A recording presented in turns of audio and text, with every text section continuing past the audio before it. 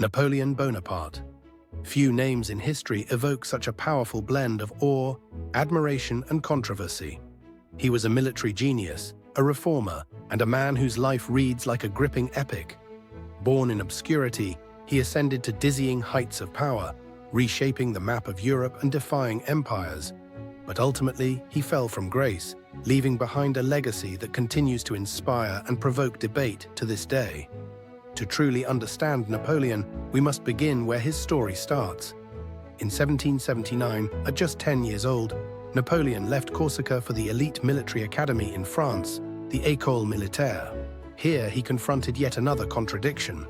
While fiercely proud of his Corsican heritage, he was determined to prove himself in the French military system.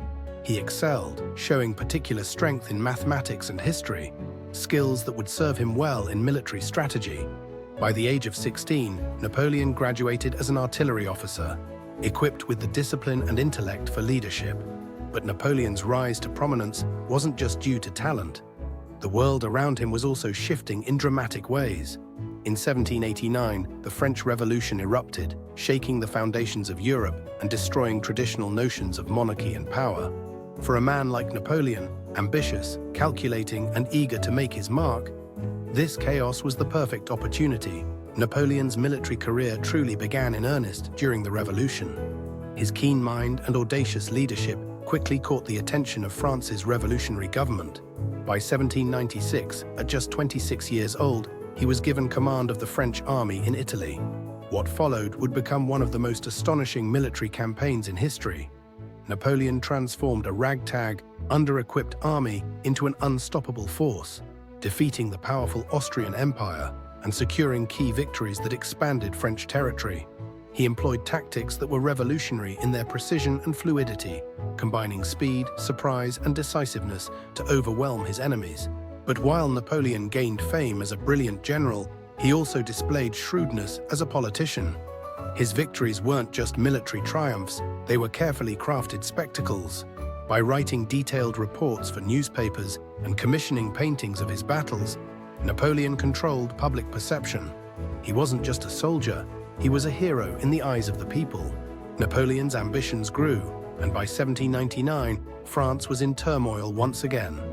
The revolution had descended into chaos, and the country was desperate for stability. Sensing an opportunity, Napoleon returned to Paris. With dazzling speed, he staged a coup d'état, declaring himself first consul of France and consolidating power in his hands. As first consul, Napoleon tackled the immense task of rebuilding France, which had been ravaged by revolution and war. His reforms were sweeping. He centralized the government, streamlined tax collection, and introduced the Napoleonic Code, a legal system that emphasized equality before the law, individual rights, and meritocracy. While criticized by some for undermining liberty, the Napoleonic Code became the foundation of modern civil law in much of Europe. In 1804, Napoleon took his ambition even further. With a grand ceremony in the Notre Dame Cathedral, he crowned himself Emperor of the French, a bold move that symbolized both his power and independence. Gone was the idealism of the Revolution. Napoleon's rule represented strength, consolidation, and imperial dominance. With his new title, Napoleon launched campaigns that would reshape Europe. His Grande Armée swept across Austria, Prussia, and Russia, defeating coalitions of adversaries and spreading French influence. His victories were legendary, from Austerlitz to Jena to Friedland. Napoleon redrew the map of Europe, installing family members as monarchs and spreading revolutionary ideals of equality and governance. But even Napoleon's brilliance had its limits. The turning point came in 1812, when he embarked on his most ambitious campaign yet, the invasion of Russia. It was a decision rooted in overconfidence and political necessity, but it proved disastrous. Napoleon's army of 600,000 men advanced into the Russian heartland, expecting a decisive victory. Instead, they encountered brutal resistance, scorched earth tactics, and an unforgiving winter. When Napoleon retreated, only a fraction of his forces remained. The failure in Russia emboldened Napoleon's enemies, a coalition of European powers united against him. And in 1814, they marched into France, forcing Napoleon to abdicate. He was exiled to the island of Elba, a shadow of his former self.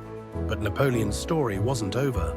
Less than a year later, he escaped from Elba and returned to France, rallying support and reclaiming his throne. For 100 days, he ruled as emperor once more, leading his army into a final confrontation. The Battle of Waterloo would be his ultimate downfall. Facing the combined forces of Britain and Prussia, Napoleon suffered a crushing defeat. He abdicated for the second and final time, and in 1815, he was exiled to the remote island of Saint Helena,